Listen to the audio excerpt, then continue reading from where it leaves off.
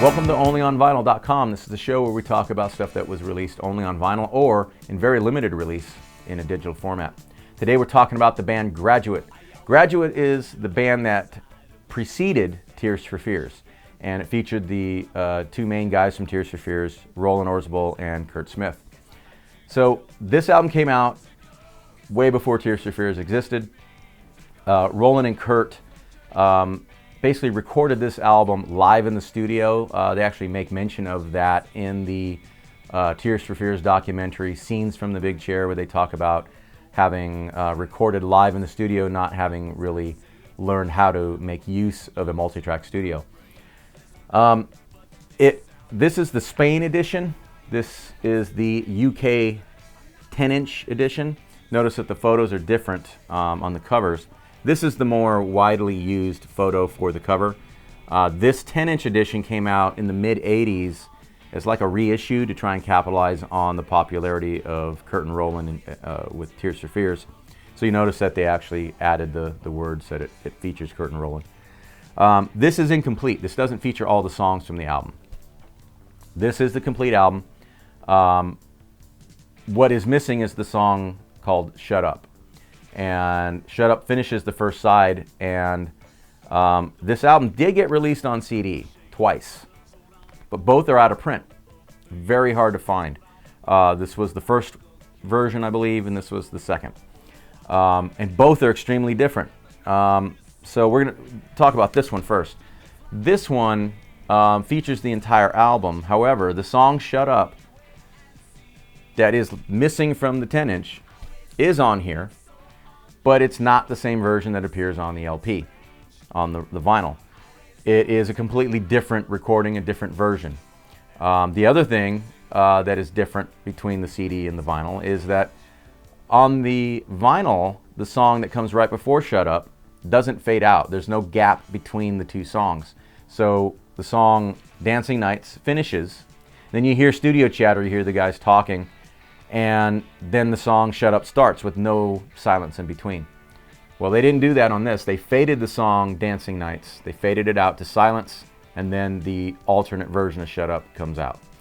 Kind of a bummer that they, altered the album.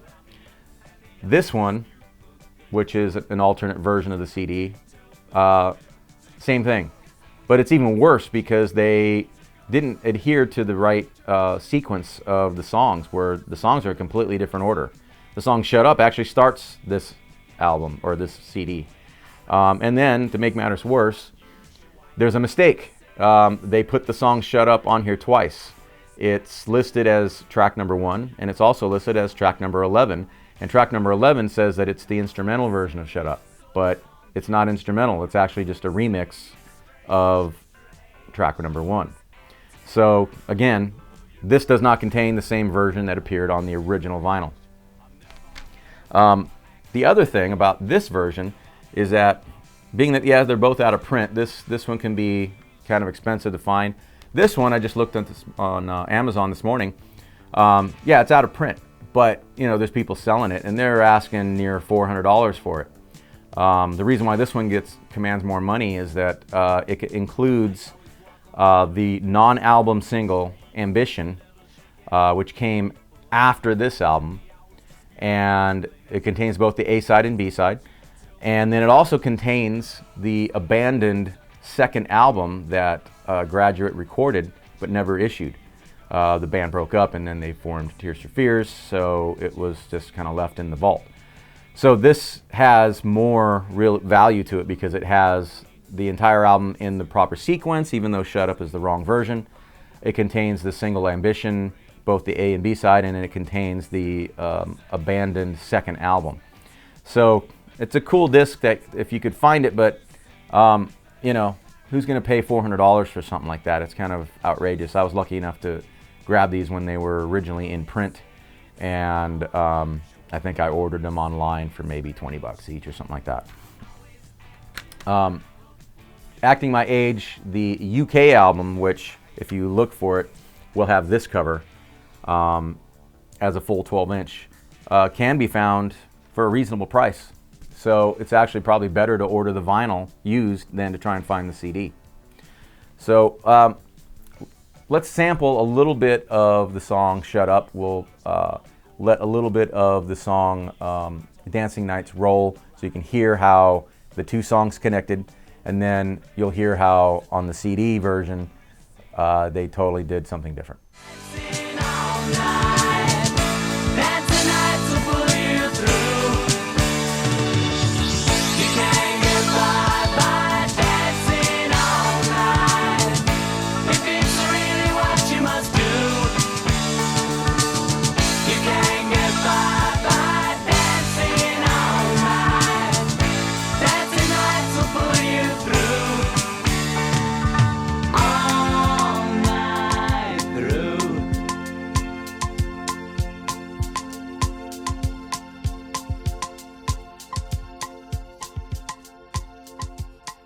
All I've got to say is... When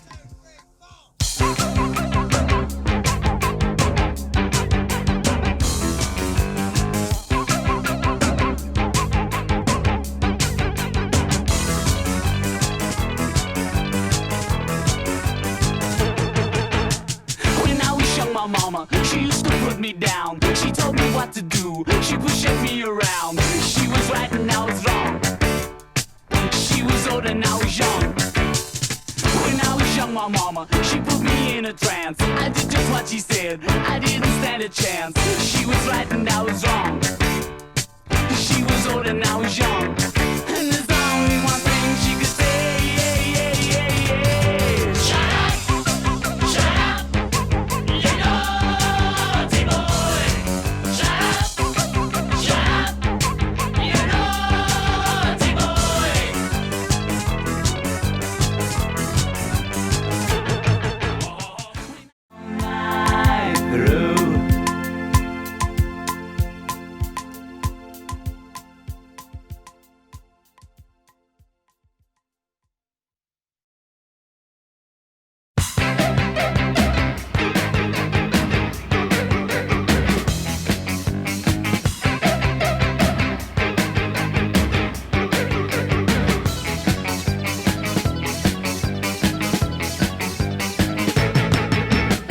When I was young, my mama, she used to put me down. She told me what to do, she pushed me around.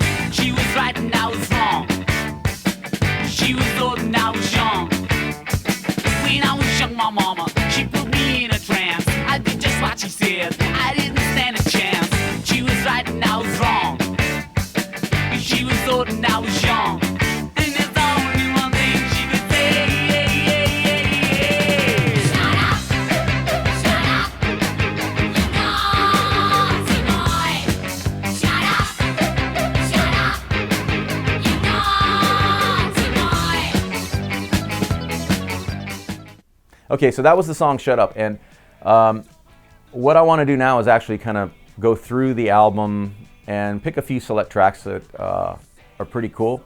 Overall, this is a pretty good album for a debut album, and especially considering the way it was recorded, sort of live in the studio.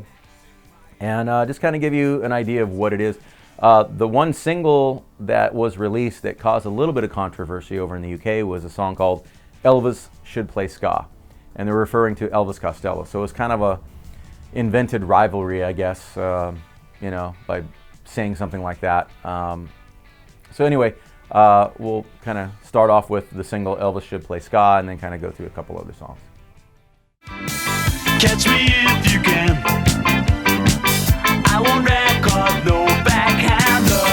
Ask me who I am. Tell me you're the part commander. Elvis should play ska. Elvis should play ska.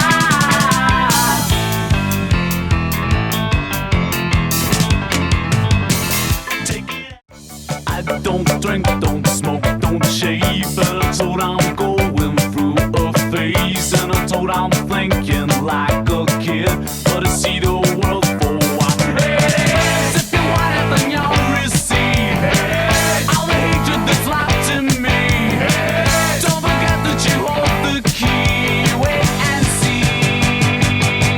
Why I always say it's so unusual. Why I always say it's strange. Why I'm always acting like a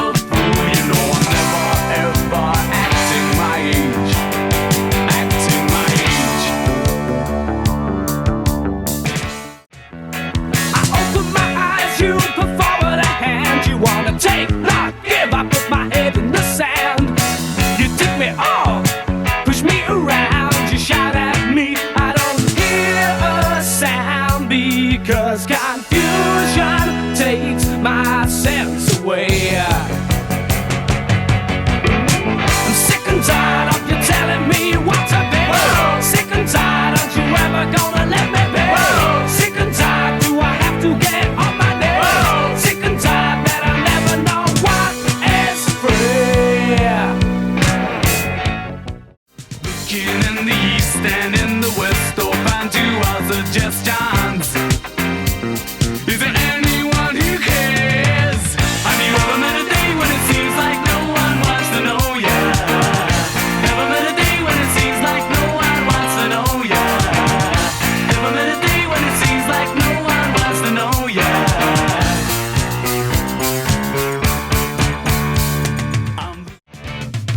Through my experience, I really should be wiser. Though it's convenient, should I be telling lies? And does her innocence say just what is inside her? Ah, help me. Ah, help me. Juliet, Juliet, but be good to me.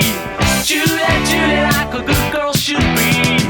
Juliet, Juliet, but be good to me. Heaven knows just what goes on inside her. Okay, so that's just a sampling of Acting My Age, the album by Graduate. And there's one more thing to mention. This is probably the rarest Graduate and Tears for Fears related single that was ever issued. This is the song Mad One that Graduate recorded prior to the album.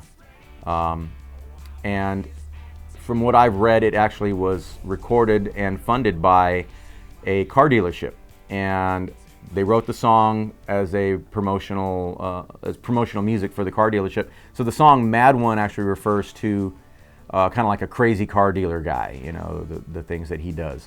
Instead of saying crazy, Roland chose the words mad one, referring to the guy.